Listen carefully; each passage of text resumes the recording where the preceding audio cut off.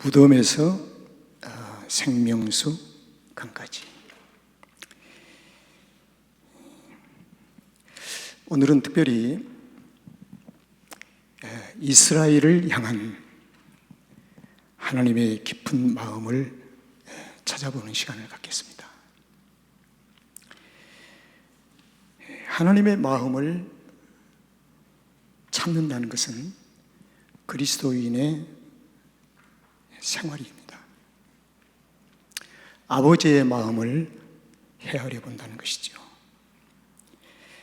그래, 아버지의 마음 속에는 어떤 마음을 가지고 계시는가? 그리고 나에게 어떤 기대감을 가지고 계시는가? 그리고 자녀인 내가 어떻게 살기를 원하시는 마음을 갖고 계신지. 여러분, 애굽 속에서 고통하며 신음하고 있는 그 백성들을 하나님은 보시고, 하나님의 마음은 이런 마음이었습니다. 내가 한 사람을 세워서 보내서 저들을 빨리 데리고 나와야 되겠다. 그래서 하나님은 모세를 부르시고 한마디로 그의 인생의 삶의 주제를 던집니다. 모세야, 애굽에서 신음하고 있는 내 백성을 데리고 나와라. 이게 전부였습니다. 하나님의 마음, 목적이기도 했습니다. 그래서 모세는 하나님의 부르심을 받고 애굽에서 신음하고 있는, 압제당하고 있는 하나님의 백성을 데리고 나오는 일에 사역자로 쓰임을 받습니다. 이것을 가리켜서 우리는 출애굽이라고 합니다. 출애굽, 애굽을 나왔다는 것이죠. 그리고 하나님은 출애굽한 하나님의 당신의 자녀들을 위해서 광야라고 하는 40년의 큰 공간을 미리 준비해 두셨습니다. 40년. 연수의 길고 짧음을 우리는 여기서 얘기할 것이 아니고 40년이라는 그들의 생활의 삶의 무대를 하나님이 준비해 두는 것이죠. 그리고 하나님은 40년이라는 그 생활 무대 속에서 하나님의 약속하신 언약의 땅에 들어가게 하기 위해서 언약 땅의 옷을 입히는 일을 하셨습니다. 그런데 종종 애굽의 더러운 옷을 벗는 거 쉽게 벗기도 하고 어떤 때는 벗지를 않으려고 그래요. 그래서 억지로 벗깁니다. 억지로. 그리고 하나님께서는 언약 땅의 옷을 입히시는 일. 그래서 광야의 40년은 딱 한마디로 정리한다면 애굽의 거지 같은 옷을 벗기시고 약속의 언약의 땅 새 옷을 입히는 일을 40년 하신 겁니다. 40년. 여러분, 저는 좋게 표현해서 거지 같은 옷이라고 했는데 그 옷은 죽음의 옷입니다. 이것을 가리켜서 우리는 장례법에 의하면 수의라고 합니다. 수의, 죽은 사람에게 입혀주는 옷입니다. 그 옷을 벗기는, 완전히 벗기는 것이 40년이 걸린 겁니다. 그럼 하나님은 실패하셨는가? 하나님은 실패치 않으셨습니다. 상징적인 의미로 완전히 벗기셨습니다. 어떻게 벗기셨는지요? 애굽 태생들은 일세를 다 광야에서 죽겠습니다. 이 죽음은 단순한 피지컬적인 육체의 죽음을 의미한 것이 아니라 완전히 벗김에 대한 상징적인 의미를 가지고 있습니다. 그리고 유일하게 애굽 태생인 두 사람, 여호수아와 갈렙. 여러분, 여호수아와 갈렙은 사람이라고 우리가 부르기 전에 사람 앞에 붙여야 할 분명한 한 가지 단어가 있습니다. 믿음이라고 하는 단어를 붙여줘야만이 가능합니다. 믿음이 없는 여호수아와 갈렙도 마땅히 죽어야 되지요. 그러나 믿음 안에서 여호수아와 갈렙은 죽었다는 것입니다. 장사 지낸 바가 되었고, 그런 믿음의 옷을 입었다는 거예요. 그래서 유일하게 믿음의 옷을 온전히 걸쳐 입은 여호수아와 갈렙은 광야에서 태어난 2세들을 데리고 언약의 땅으로 들어가게 됩니다. 여러분, 죽음의 옷을, 수의를 벗기는 것이 그렇게 너무 힘들어요. 그래서 사도 바울은 수의를 벗는 작업을 이렇게 자신을 신앙 고백합니다. 성도여, 나는 날마다 죽습니다. 날마다 나를 쳐서 복종시킵니다. 나는 예수 그리스도와 함께 죽고 내가 그리스도와 함께 다시 살았으니 내가 산 것이 아니라 내 안에 그리스도께서 사신 것입니다. 이 고백을 바울이 하는 거예요.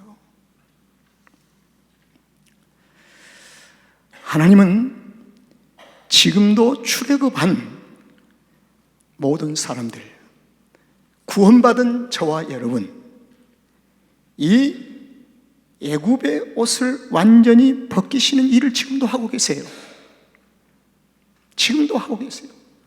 그 일을 하신 분이 누구신가? 착한 일을 시작하신 성령 하나님이십니다. 성령님이 우리 안에 함께 계시면서 그 일을 하세요. 수의 벗기는 일을 하는 거예요. 근데 좀처럼 안 벗으려고 하는 것이 육체의 정욕이고 육체의 욕심입니다. 그래서 이것을 스스로 믿음 안에서 하나님의 성령의 능력으로, 하나님의 신뢰함으로 벗는데 순종하는 자는 쉽게 벗는데, 끝까지 안 벗으려고 하는 자에게는 할 수 없이 때로는 고난도 주시고 시련도 주시고 때로는 엉덩이도 치기도 하시면서, 그래서 저도 엉덩이 많이 맞아봤어요. 또 많이 하나님 나를 치시기도 하시고, 그래서 그때 회개하고 기도하면서 벗기는 거예요. 벗는 거예요. 이게 하나님의 은혜지요. 그래서 이 일은, 수의의 옷을, 죽음의 옷을 벗기는 이 일은 성령님이 하시는데, 성령님은 쓰임받은 그리스도인들을 꼭 함께 쓰세요. 이걸 가리켜서 신약에서는 제자라고 합니다. 제자. 그래서 모든 그리스도인들을 주님이 제자로 부르셨다. 사도의 제자가 아니라 사도 책임적인 제자. 그래서 모든 그리스도인들은 제자의 삶의 부르심이 있습니다. 그래서 하나님은 이스라엘 백성들에게 제자의 삶을 요구하는 거예요.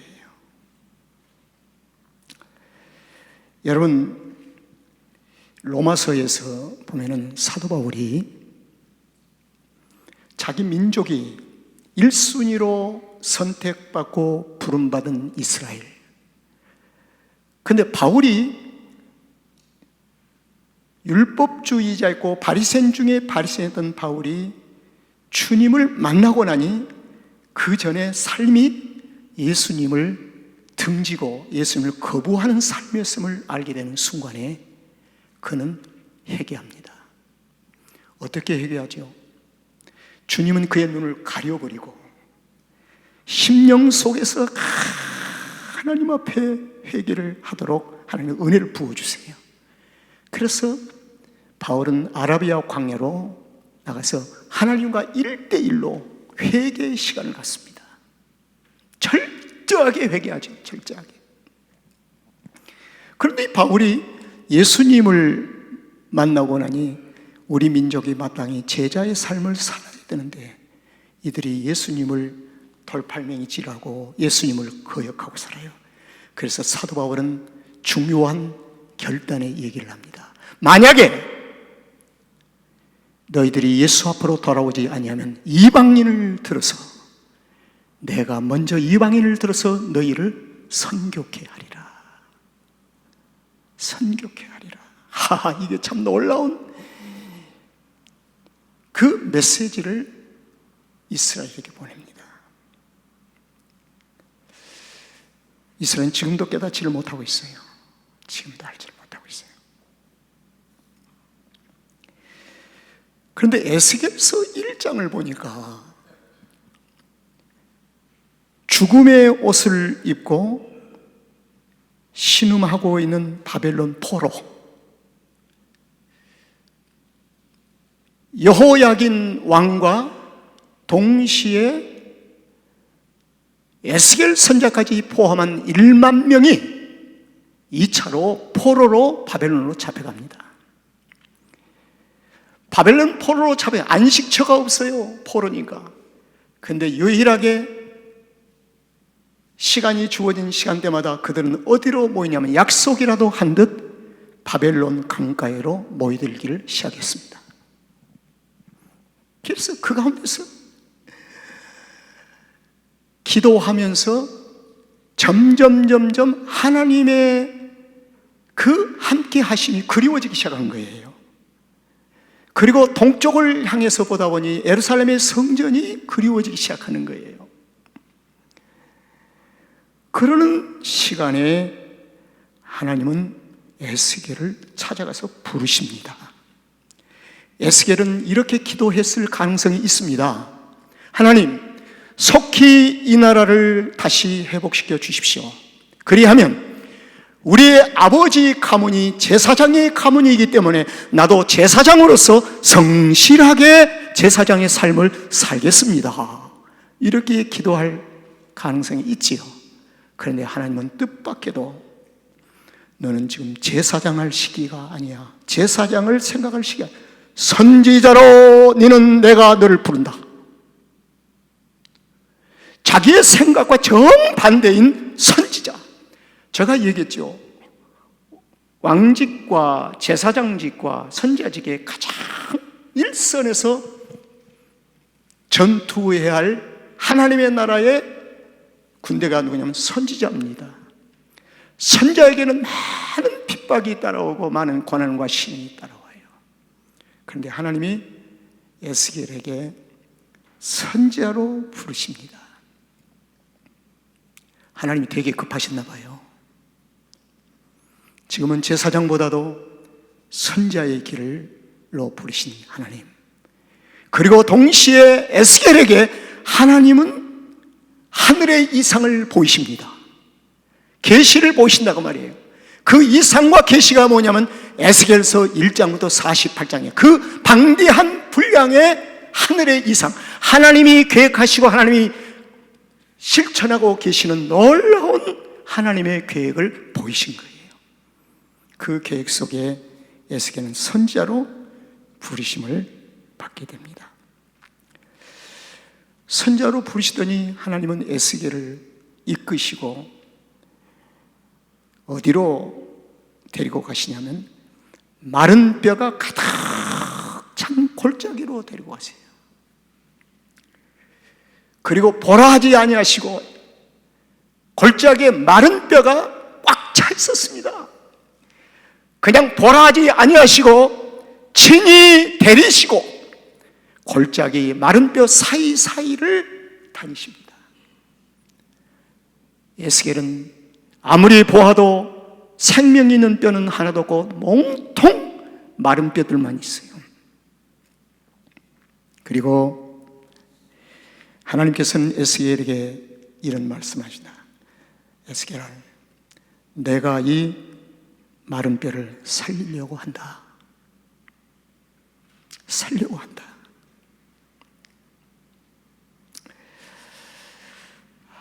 저는 이 말씀 앞에 좀 부딪힘이 있었습니다. 신원규가 지금 마른 뼈의 골짜기를 다니면서 하나님께서 내가 이 마른 뼈를 좀 살리려고 한다. 그때 나의 신앙의 수준의 반응은 어떤 반응이었을까? 지금 현재 어떤 반응할까? 어쩌면 내가 메말라 버렸기 때문에 어쩌면 웃기는 소리 하지 마시오 할 수도 있겠지요. 또 어떤 사람은 그래도 조금 그런 사람은 글쎄요. 그런데 에스겔은 하나님 아버지 마른 뼈를 다 보고 있습니다.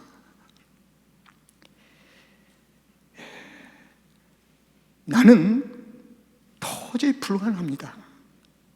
그러나 하나님은 하실 수 있습니다. 할렐루야. 이 신앙의 고백이 어떻게 나올까요? 하나님은 하실 수 있습니다. 그리고 에스겔은 이어서 하나님은 당신은 창조주이시지 않습니까? 창세기 2장 7절에 하나님께서는 천지만물을 창조하시고 흙으로 사람을 만드시고 징으로 빚으시고 그 가운데 생기를 불어넣어서 생명의 사람이 되게 하셨지 않습니까? 나는 하나님을 믿습니다. 이게 에스겔의 답이었습니다. 그래서 저는 에스겔서 1장 1절에서 에스겔이 하나님 앞에 부름을 받을 때 주의 권능으로 임했다는 이 말씀이 가슴을 따뜻하게 했습니다. 주의 권능, 주의 권능으로 에스겔에게 임했다, 임재하셨다. 주의 권능이 없는 에스겔은 과연 이런 답을 할 수가 있었을까? 주의 권능이 사도행전 2장에 120문도가 마가다락방에서 기도할 때 주의 권능으로 임하여 오직 주의 권능을 받으면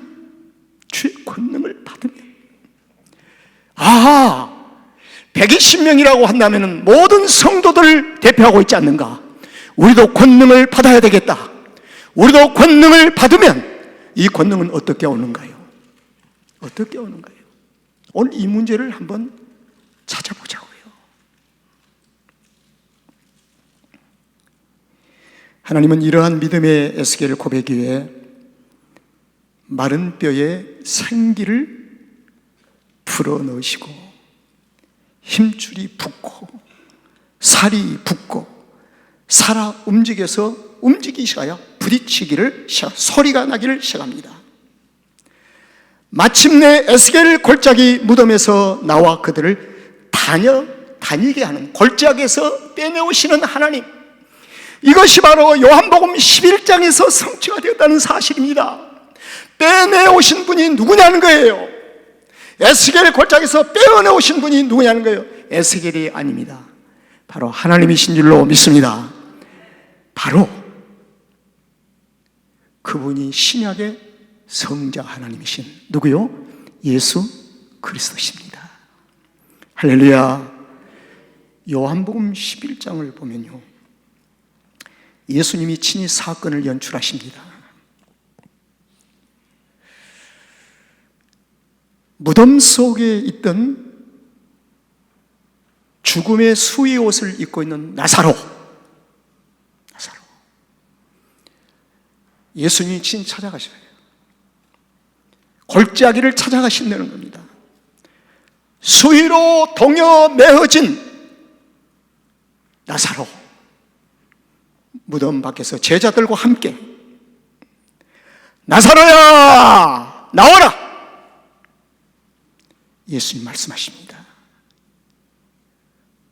그 순간에 무덤 문을 열어서 수의에 묶여진 채로, 동여진 채로 걸어 나옵니다. 그 다음이 중요합니다.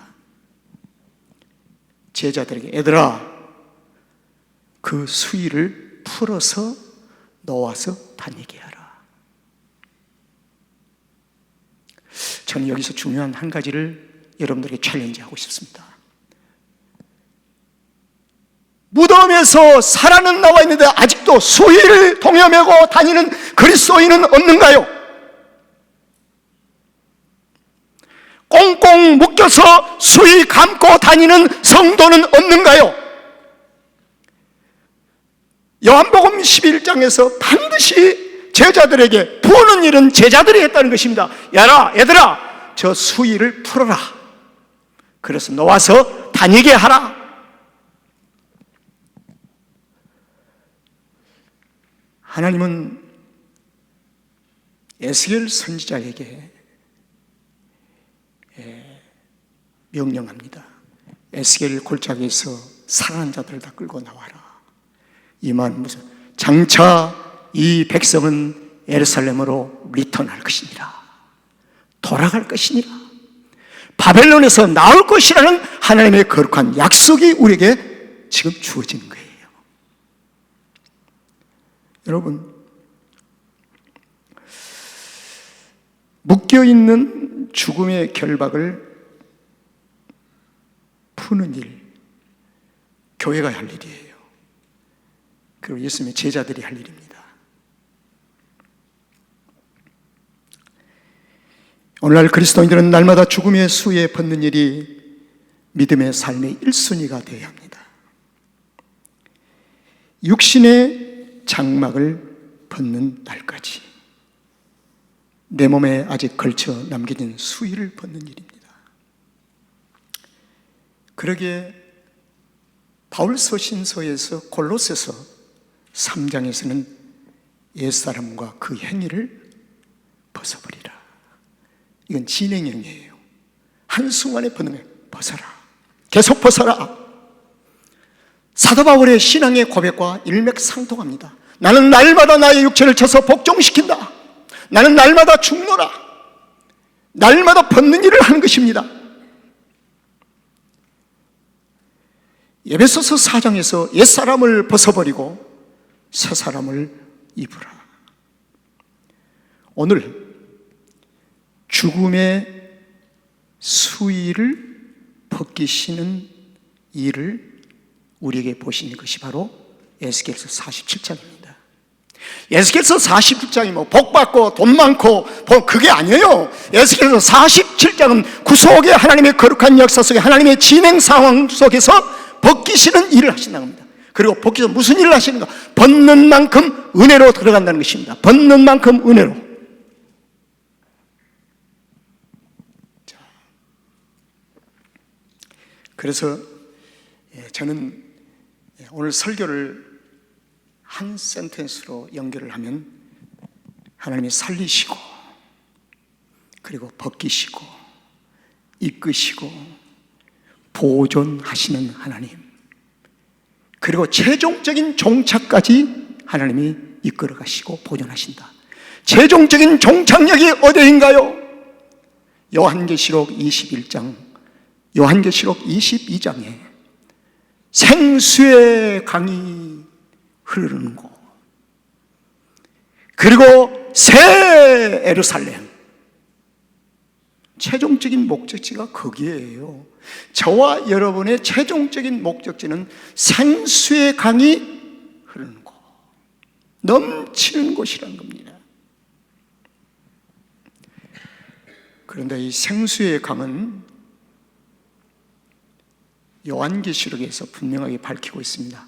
하나님의 보좌로부터 생수의 강이 흘러나온대요. 할렐루야. 그래서 오늘 에스겔서 47장에서 흘러나온 물이 성전 문지방으로부터 나오는, 성전 문지방이 여호와의 보좌를 가리키는 거예요. 오늘날 신약의 교회도 우리가 예배드리는 대상이 하나님이잖아요. 바로 하나님의 보좌 앞에 우리가 예배드리는데 여기서부터 흘러내려오는 물이 여러분의 심령 속에 흘러들어가는 거예요. 그리고 가정 속으로 흘러가는 거예요. 여러분의 자녀들의 삶 속으로 흘러가도록 합니다. 그래서 우리가 여기서 보좌에서 흐르는 물이 막혀버리면 어떻게 하겠습니까? 그래서 주일을 준비하도록 위해서 토요일날 찬송도 보내드리고 성경 본문도 읽도록 하고 다 하는 거예요.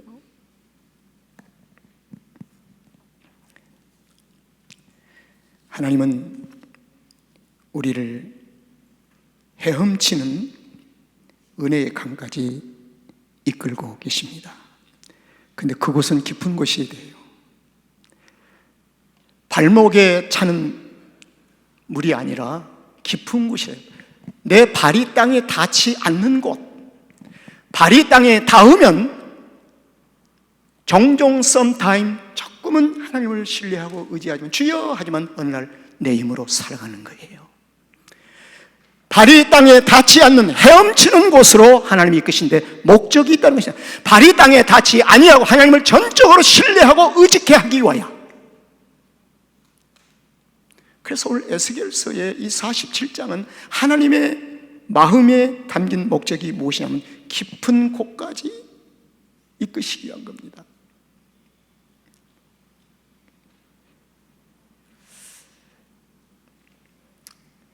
여러분, 에스겔서 47장은 성전 문지방에서 흘러나온 물은 단순한 물이 아니라 생명을 받은 그리스도인들이 먹고 마시며 살아야 할 은혜의 강입니다.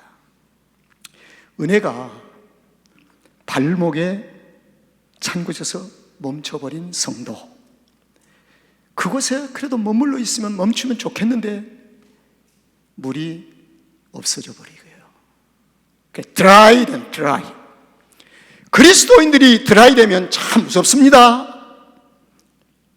굉장히 소리가 납니다. 삶의 표현이 거칠어져요. 생각이 거칠어져요. 마음이 거칠어져요. 행동이 거칠어져 버립니다. 발목에 물이 유지만 돼도 좋을 듯 싶은데 유지를 할 수가 없습니다. 그래서 그리스도인들은 발목에 찬 데서 멈출 수 있는가? 그럴 수 없다는 것입니다. 그럼 무릎에 찰 때까지 찬 데서 멈춰야 할 것인가? 그럴 수 없다는 것입니다. 허리에 찰 때 만족해야 할 것인가? 그럴 수 없다는 거예요. 내 육체의 힘으로 땅을 밟을 강이 아니라 온전히 주님의 은혜로 설 수 있는 헤엄치는 은혜의 강으로 살도록 하나님이 우리를 이끌어 가신다는 것입니다. 저는 이렇게 여러분들에게 정리하며 좀 마치려고 합니다. 은혜의 강물에서 헤엄친다는 이 말은 하나님을 전적으로 신뢰하며 산다는 것입니다. 신뢰하고 산다는 거예요. 바로 그곳이 좌우에 나무가 푸르르고 영적으로 에발산이 되는 것입니다. 실과 나무가 맺고 잎이 약재료가 있고 이건 치유가 된다는 것입니다. 회복된다는 거예요.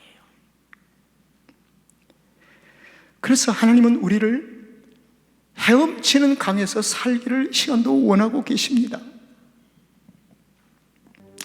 누가복음 5장과 요한복음 21장에 보면은 두 가지 사건이 나옵니다. 누가복음 5장에서는 주님이 십자가에 지시기 전에 사랑하는 제자들을 바다 위에 고기 잡는 제자를 찾아갔더니 그들 하는 얘기가 주님, 선생님 우리는 밤이 맞도록 수고했습니다. 그러나 고기 한 마리 못 잡았습니다. 밤이 맞도록 마른 뼈의 삶을 산 겁니다. 밤이 맞도록 마른 뼈의 삶을 산 거예요. 그때 예수님 하신 말씀이 얘들아 깊은 곳에 그물을 내려라. 깊은 곳은 자기들의 발이 닿지 않는 곳, 눈에 보이지 않는 곳을 가리킵니다. 하나님의 은혜로만이 볼 수 있는 곳이라는 겁니다. 깊은 곳. 이랬던 제자들이 요한복음 21장에서 부활하신 주님 앞에 또 마른 뼈로 또 나타나는 거예요. 밤이 맞도록 수고했으나 잡지를 못했습니다. 예수님, 배 오른편에 던져라. 배 오른편은 상징적으로 하나님의 권능을 가리킵니다. 에스겔이 주의 권능을 받고 하나님의 이상을 보고 헤엄치는 곳까지 이끌림을 받았다는 사실을 우리가 여기서 함께 적용해 봅니다. 에스겔서 47장, 헤엄치는 은혜의 강물로 하나님은 이끄시기 위한 하나님의 부단한 따뜻한 마음을 볼 수가 있어요. 그래서 그곳에서 치유해 주시고, 그곳에서 실과를 먹게 하시고, 그곳에서 엔조이하며 즐겁게 살게 하시기 위하여 하나님은 그 마음을 가지시고 발목 신앙에서 발목 찾는 데서 머물까 노심초사 하나님 마음을 조아리며 그 다음으로 와라, 그 다음으로 와라, 헤엄치는 곳까지 와라 하는 것이 하나님의 마음이에요. 오늘 하나님은 저와 우리를 헤엄치는 곳까지 이끄시고 계신 것을 감사하시기를 바랍니다.